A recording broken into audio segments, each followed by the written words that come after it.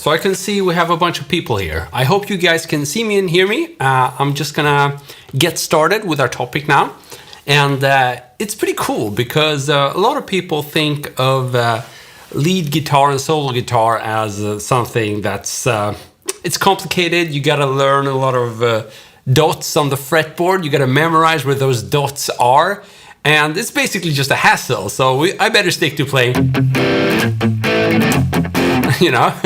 But that's not really true because there are some super simple ways you can get started playing lead guitar, and it can be pretty much fun from scratch.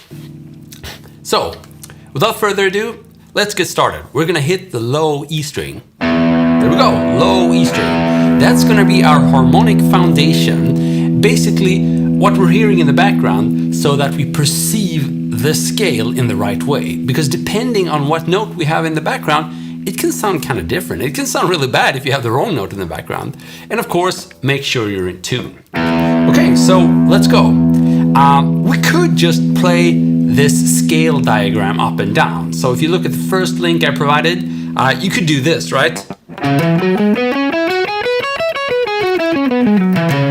Which I think would be okay, but it might be a bad idea. Plus, you know, it's going to be difficult for you. If you've never done this before and your hands will not want to sync, and yeah, it can be tricky. So what I suggest you do, play through it a few times, yes, just to visualize the dots. Okay, where are those dots? Where are those notes? Because these are just 5 notes that are repeated over and over. Now, once you get a hang of where those dots are, then we're gonna proceed to something else, which is very different to playing a scale up and down, you know, the boring way. We're gonna hit our low E note and we're gonna play any random notes in that scale as long as we don't just play the scale up and down like this, right? Okay, so we have our foundation there and we're gonna play some random notes. I bet that even if you're a beginner, you can do this. Now that's fine, it works really well. Cool, different ending works as well. Yeah, why not? Let's just play a whole bunch of times on a whole bunch of notes and see how that sounds. That's pretty primitive, yet it sounds so much better than the... Which is really just sounds like an exercise everybody's done a million times. We don't want to hear it again. However, my random playing where I just hit a bunch of notes a bunch of times, to me that's music, you know? And it's easier. So I'm gonna repeat this. Making the scale sound like music is easier than making it sound like a boring exercise. So why on earth would you want to play it like a boring exercise? That should be the follow-up question. And I don't know, because I guess people are led to believe that playing guitar is very difficult. Yeah, it's got to be difficult, so I can't just start the easy way. No, I must be missing something. That's wrong. If you play something that sounds like music to you, or let me rephrase that. If you play something that is fun to you, then it's good. Because even if that, you know, objectively sounds like crap, if that's even possible, even so, if you keep doing it, it's going to get better and better and better. However, if you play something that you play just because someone told you to play it, well, guess what? Yeah, it's not going to be very fun to listen to in the long run or the short run. Plus, there's not going to be any long run because you're going to get sick and tired of practicing it. So let me recap. Here's how you should do it. Play that low E note, check out that first scale diagram I provided, and play any random notes within that scale diagram.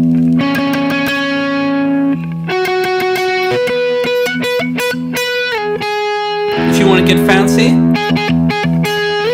add some slides, be my guest. Maybe you want to add some hammer-ons and pull-offs if you know how to do that. Maybe you want to make it really fancy. You can do that. It's still better than doing.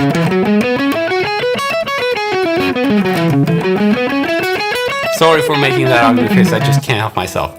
Okay, so we've pretty much established that playing a scale the musical way is not only better, faster, but it's easier. So there's absolutely no reason for you to play scales up and down if you want to, play music. Of course, if you want to work on your technique and stuff like that, it's a different chapter. But I think for most people who want to get started playing solo guitar, you're not quite yet concerned about doing, that. You want to do something, just anything that sounds okay, right? And if you, later on, I'm sure you don't mind being able to shred or roll around the guitar. But I bet it's not your number one priority right now. And it shouldn't be, because, that's just going to be extremely difficult for you. That's not to say you can't get there, but it's just not the right way to start things off, right? But you can still play music, and the other aspect of this is that if you start playing a scale and trying to make music with it, you're going to get so much else for free. You're going to get all those micro techniques that are often labeled as, feely playing. How do you play with feeling? Well, you do all these subtle stuff like micro timing, microtonal aspects, like do you hit the notes hard, do you hit them soft? And all of that is pretty much going to come for free if you just try to, make some music in there. You're right, you might be tempted to try. Sounds cooler if I do that. Well, you'll have gained something without realizing it there. You'll make use of micro techniques there. Like microtone there. Dynamics, microdynamics. Do I hit with a pick, do I hit really soft? Do I hit hard? Yeah, you can sort of break that down and analyze it, or you can just play and make music and you're gonna get all that for free.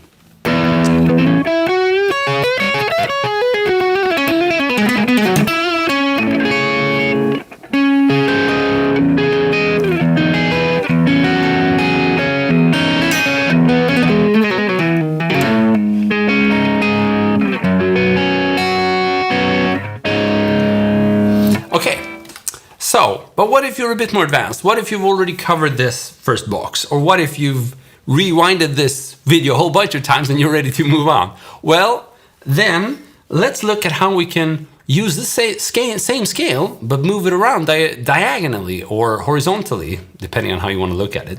So basically, not just being stuck in doing something like that, but rather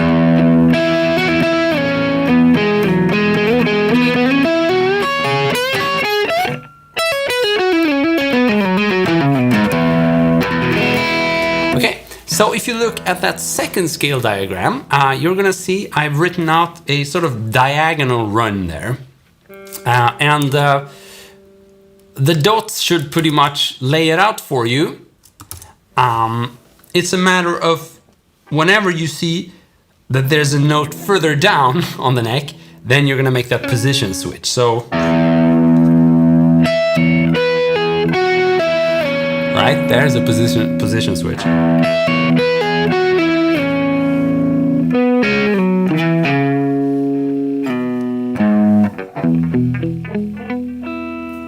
By the way, I can't see any of your comments here. Let me see if I can fix this. Maybe you guys have told me a whole bunch of things here. Could you please say something just to make sure I don't miss anything here? Ricardo, play Kiemarosca. So there's one comment there. That's awesome. Can you guys see and hear me properly? Does any of this make sense? Give me a shout. Okay.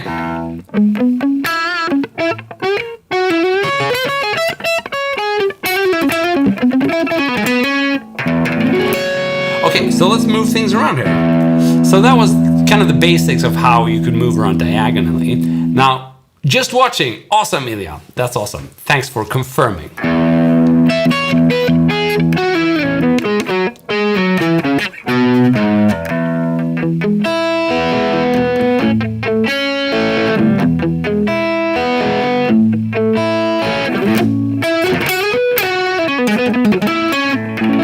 Okay, so we can just move around like that.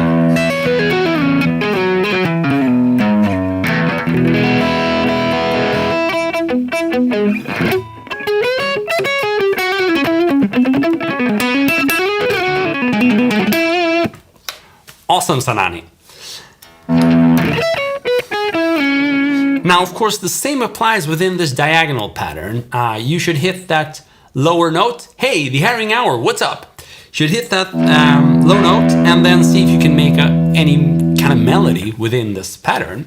And the reason we might want to slide things around is not because it's a necessity or anything like that. It's because it can give us some extra inspiration. That's what it's all about.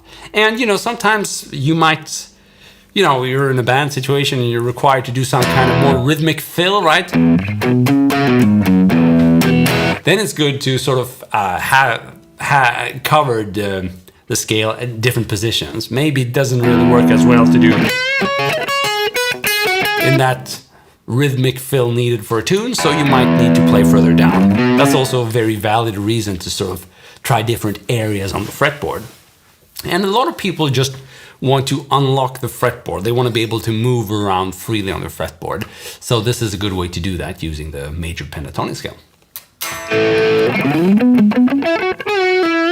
Okay, so let's see here.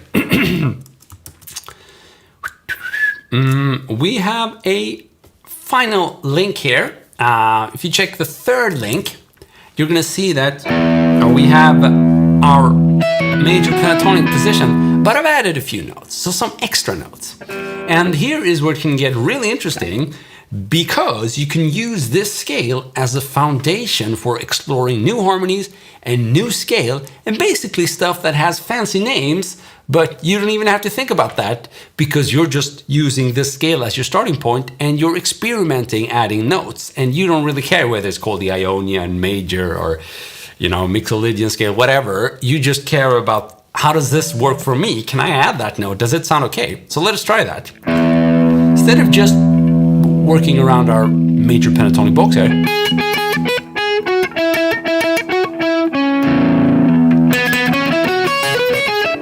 like that, we could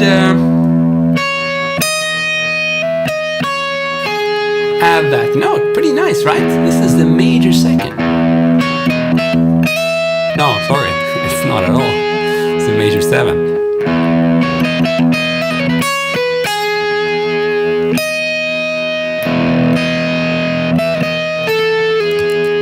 So I think I might have a mistake there.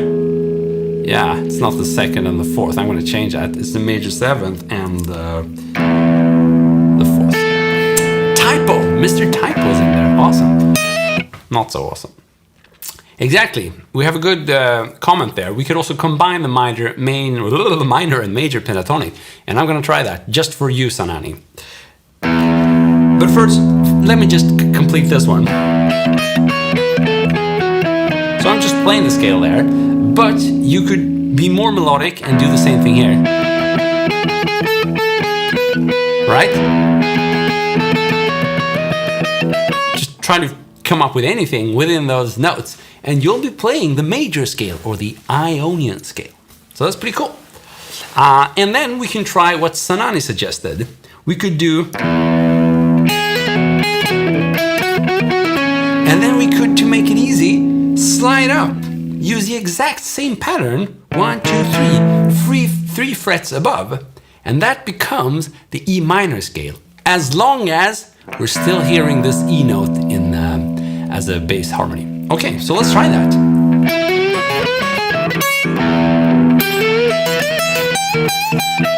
So hopefully you heard quite a difference there. I was playing the exact same lick, but on different places, using the same E note as harmony.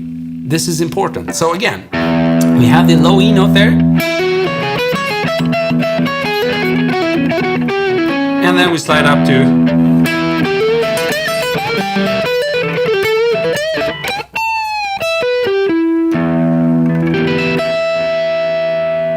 So, by moving this box up 3 frets, 1, 2, 3, we get the minor pentatonic scale.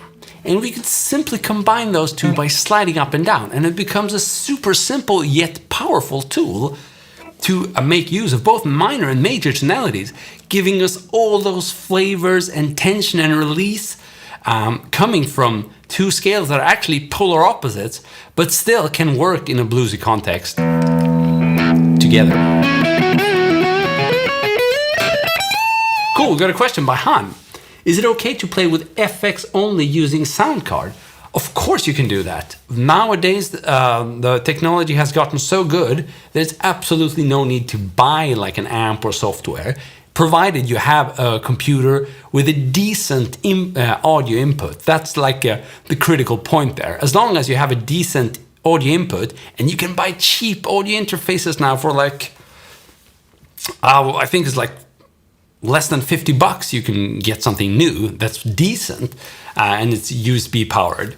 And a lot of computers actually come with decent audio now, so you can just plug right in.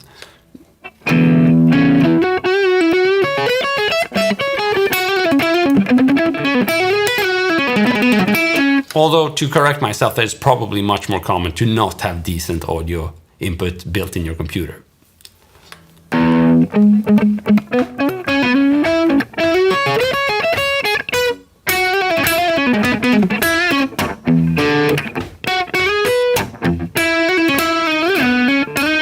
By the way, where are you guys from? It's always awesome to hear how, the internet has been around for a while, but I'm still fascinated by the fact that we can just sit here and hang out, and we don't know each other, and we're from different parts of the world. So I'm obviously I'm from Stockholm, Sweden, and if you checked out the GMC website, you might have seen that the founder, which is me, is from Stockholm, Sweden. So I'm here, and it's autumn, it's getting cold, and leaves are falling, and all that good stuff.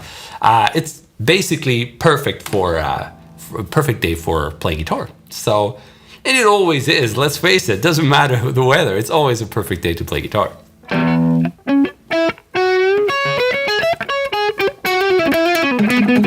Cool, Sydney, Australia. So we're very far from each other. Nepal, awesome. Also very far. We actually had one of the developers who helped us make the site more responsive for mobile units, who is from Nepal. And he's actually an old-time member, Chandra. He's submitted a lot of cool rec takes on the forum. That's where students can sort of record their takes of the lessons, and 3 instructors grade them. One of them is me.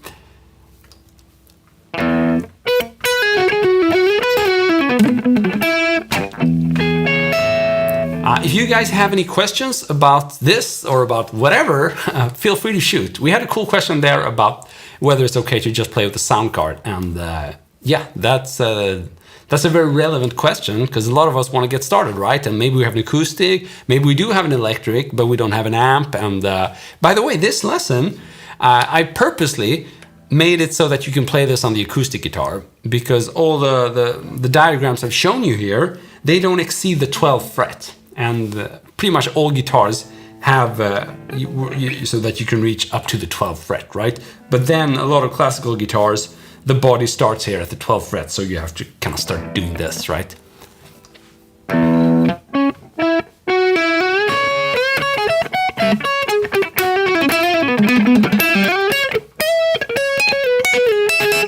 So if you only have an acoustic, then this is a perfect scale for you to start with. In fact, that's why I've really dialed down my my distortion here. I can do it even more.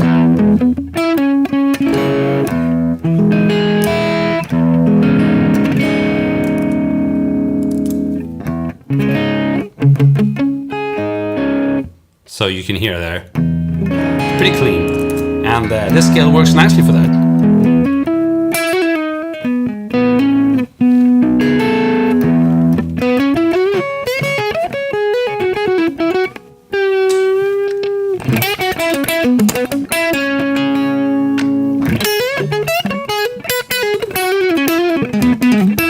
And then it works, of course, for higher gain stuff.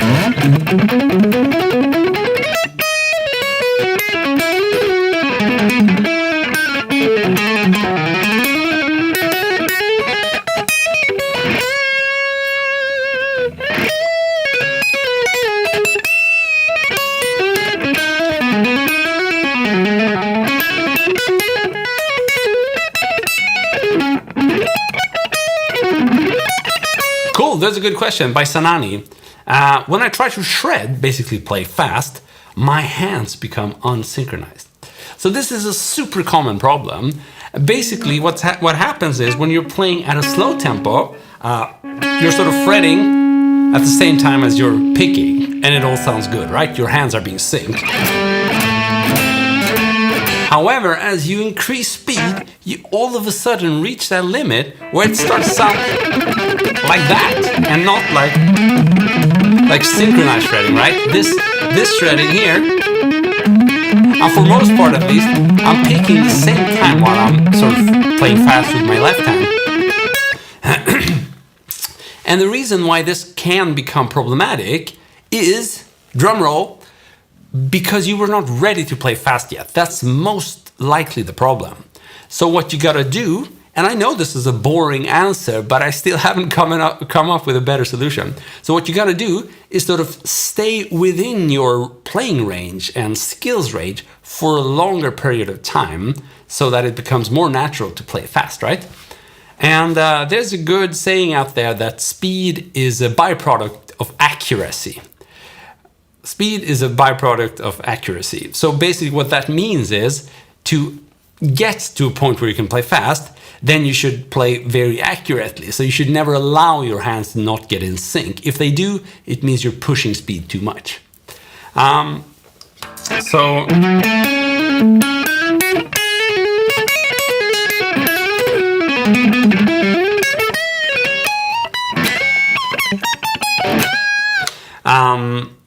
And also,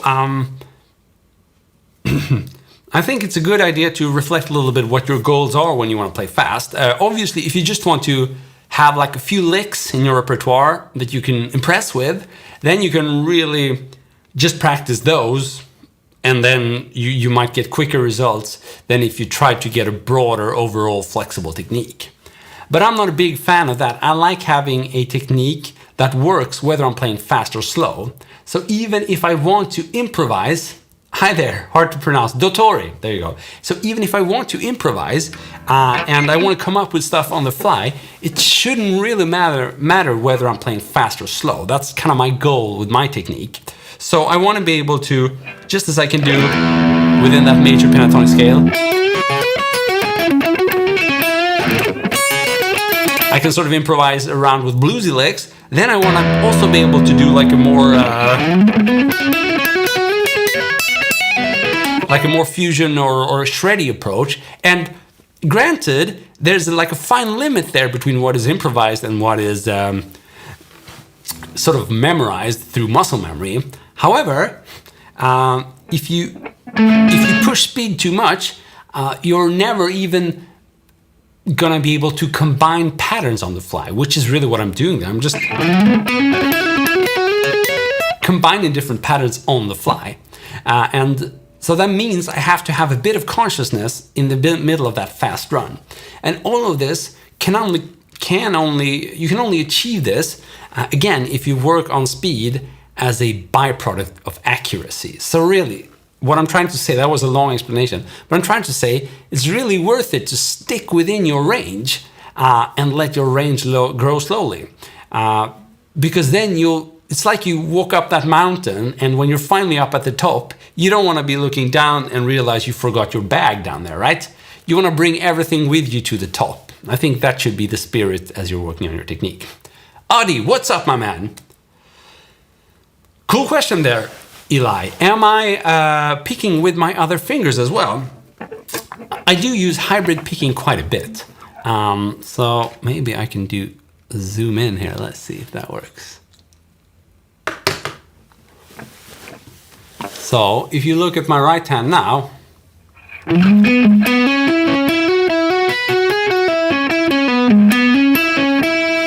basically here's what I'm doing.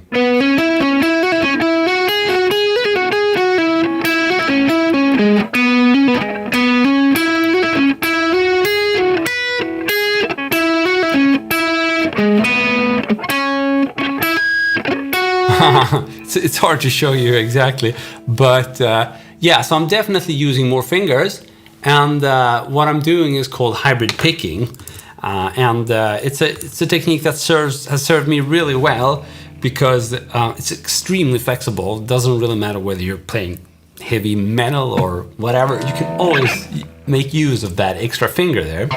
So for example, if I want to do some string skipping, right, where I do, so on the E string, and then play on the D string, I'm skipping the A string, then it's super handy to have your finger already rest there. So you're going to be super prepared for that.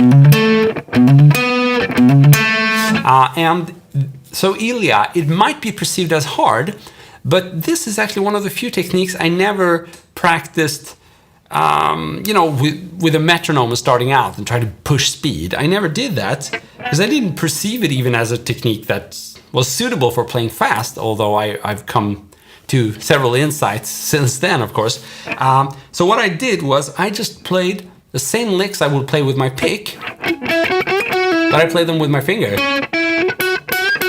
Not because it was that convenient, because I didn't master it obviously in the beginning, but only because I could get a different sound. I could really pluck the strings, and since I only knew a few licks, basically it allowed me to kind of double my repertoire, because I could play the same licks with my finger and I would get a different tone, especially with a cleaner sound. It's kind of obvious if you play with your pick, with your finger, you can get that sound. So I never practiced that to play fast. That came through it came naturally over a long period of time as I wanted to get that tone. So I don't think you have to look at it as being difficult. You can just try to use it to get a cool tone, and gradually you'll end up using it more often.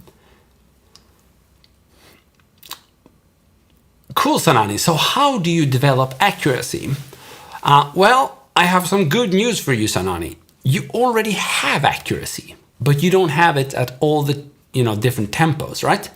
So what you gotta do is you gotta sort of scale back or rewind to the point where you know that you are accurate. So for a lot of people, this is gonna involve just simply maybe lowering the BPM, the beats per minute they practice. So let's say you're practicing at 100 BPM, you could lower to 80 BPM. And try whatever you're doing. Maybe you're doing some kind of exercise there. So if it sounds like that when you play at 100 BPM and then it sounds like that at 80 BPM, it means you should stick to that 80 BPM and just do very small gradual increases of speed while constantly trying to self-monitor your playing. So you should record yourself and listen back to it. And I'm going to just throw in a shameless plug for GMC there. This is where we can be extremely helpful with students, because what people tend to do on our site is they record our lessons and they submit their takes basically to the rec board. And there we can spot mistakes in their playing. So a lot of times we'll say, yeah, it sounds really good when you do that nice. But then when you proceed to playing fast, you start being unsynchronized, right? So it's a good way to catch, because sometimes it's kind of hard. You think you're doing really good, and you might be compared to how you did last week, but you could still be pushing speed in a way that is not really good for your development, because these are habits you're going to have to try to get rid of. So you already have accuracy. It's just a matter of refraining yourself and not try to increase speed too much. Make sure you stay within that range where you do have accuracy. And for a lot of people, when starting out, it's really going to be, this level, right? Make sure every note is being in sync. Make sure your finger movements are consistent. Because if you do this, I'm exaggerating now, these movements are not going to translate to higher speed. So even if you really follow my advice and stick to your range there and keeping it accurate, you might not be able to develop that kind of speed if you have super large hand movements. So it's a combination of factors there. Be relaxed, make sure your movements are consistent. You can even try them once in a while. Try boosting speed. Don't expect it to sound good, but just see what would be the kind of the natural way of playing fast. Because if you want to pick fast, you're going to quickly discover that this is not a good way, right? You want to minimize your hand movements. So when you combine all of this, that's when you have a good starting point for building a solid technique that is flexible, that you can use in whether you're playing slow or fast. It's going to be a convincing technique that you can take with you as you explore new genres, new music, or write songs and learn new material and all that good stuff. Kuldatory, man of men, is that me? Are you a man or a mice? I just came to think of that old, what's the band? Like a Swedish band with that Gus Greek guitarist.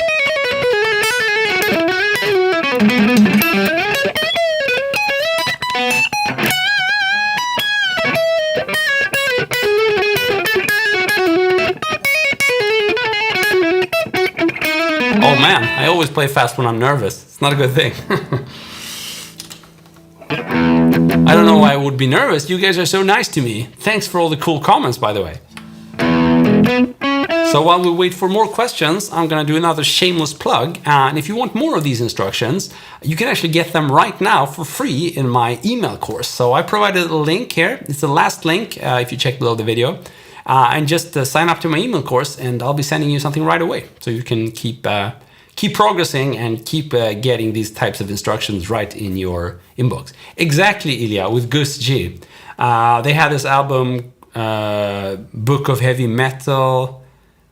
Yeah, but I can't remember the name. I'm gonna have to look that up. I know he flew to Sweden and recorded like 1 or 2 records in Gothenburg, Sweden.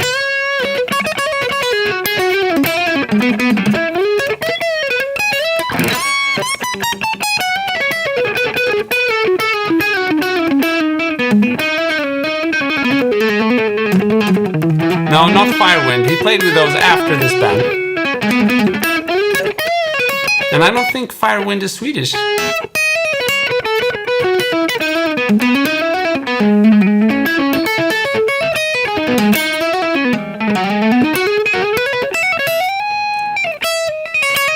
Actually, I don't think it's Firewind. Ah, man. So, yeah, do we have any other suggestions? I know I'm gonna recognize it when I see it.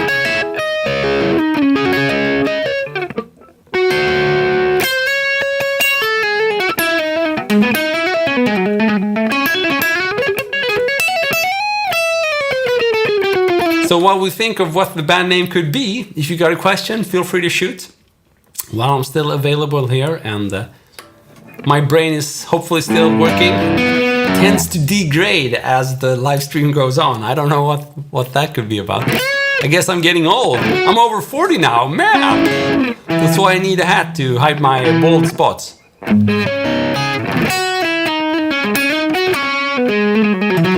Marshall Harrison Lick. Okay, so he does these. Well, actually, a lot of hybrid picking. I think he calls it swybrid.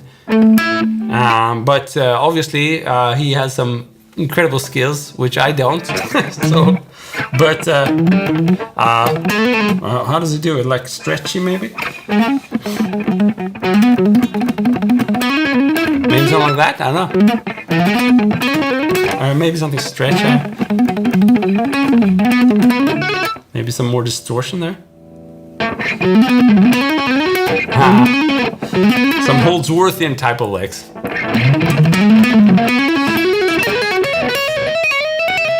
Okay, so I just have to find that band name now. It drives me crazy. So, Dragon Slayer album. Dream Evil. Have you heard it? Dream Evil. And I don't think Gus played on all of them, but he did play on the best ones, I think. So Hendrix. Oh, well, actually, Hendrix, I think like the Little Wing stuff, that's probably a lot of E major pentatonic there, just as we have been covering here. But I don't know how to play any of his songs, but these kind of techniques where he would go around, he would do like a double stop thing, so he would definitely hit that low E string and play around.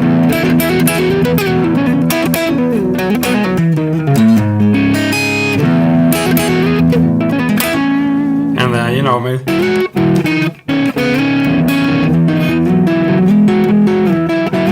So you can definitely use the major pentatonic scale, as we've been covering in this lesson, to achieve that kind of thing.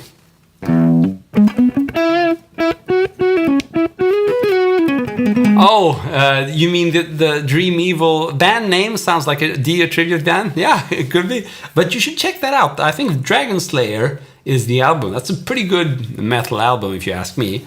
A lot of good songs there, amazing guitar work, and yeah, pretty cool stuff. Though it has that power vibe, it's still pretty heavy, I think. It's not too extreme. It's not like fire like that. Oh, my throat. Sean, no, I haven't heard that band. Are they good?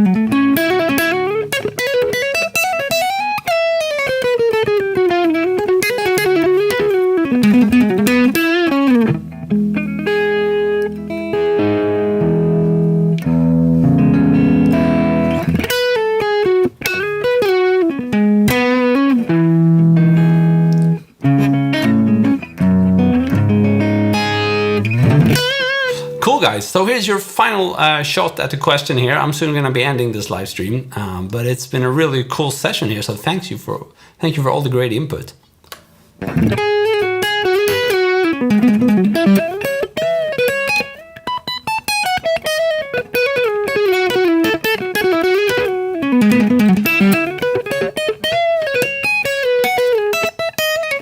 Well, actually, I probably heard of them, John, but I don't think I've listened to them.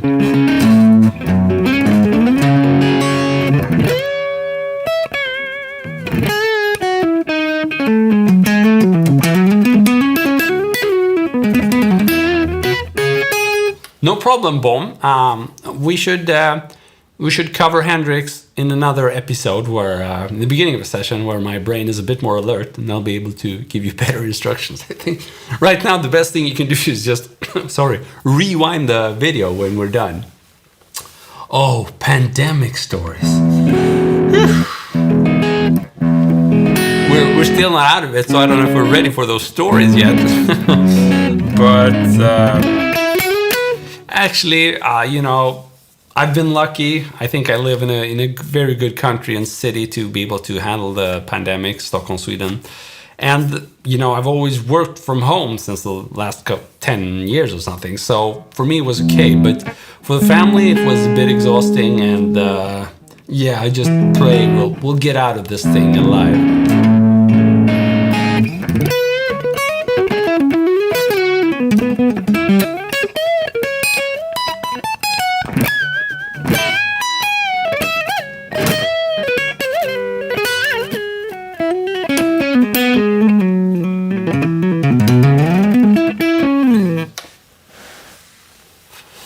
Cool, guys. So this has been an awesome session. If you want more of me right now, then be sure to sign up to my email course.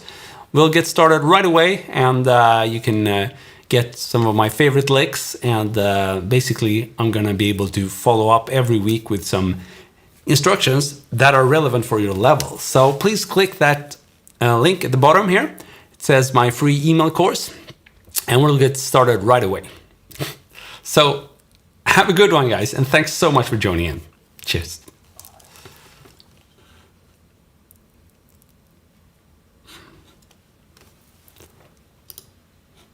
For joining in.